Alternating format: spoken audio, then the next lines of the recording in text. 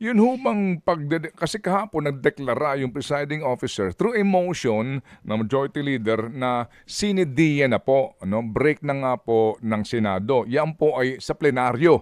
Motion din po yan. Adopted nga po ng nandoon pong present.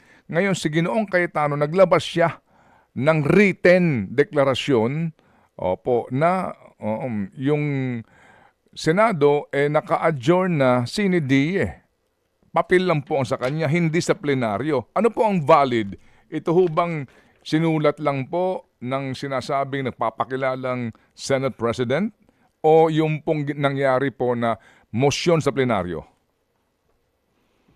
Ang pag-a-adjourn po ng Senado ay hindi po call ng Pangulo. Call po siya ng kapulungan. No? In fact, motion lagi yung hinihingi upang mag-adjourn ang isang Senado. Nakita natin yan noong nag-walk out yung minority, no? Kinailangan mag-motion si Senator Soto nung sa adjournment dahil nga kulang na yung numero. So ganun yung proseso lagi, no? Again, kapulungan, presiding officer lamang ang Senate President, kailangan yung kapulungan na magdesisyon.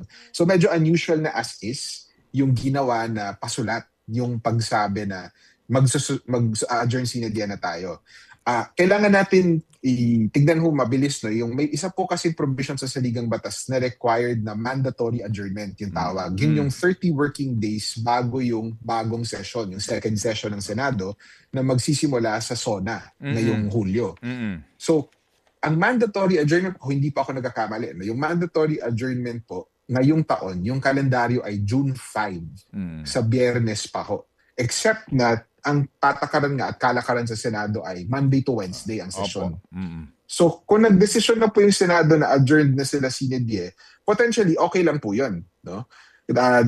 Pero kung si Senate President Cayetano kasi nagsulat lang para lang sabihin na adjourned na tayo on Wednesday, ababaw kailangan po pagbotohan ng session yun dahil technically ongoing pa yung calendar at yung session hanggang bukas. No? Pwede pa sila actually magpulong hanggang bukas. Parang nag-early dismissal lang sila kahapon.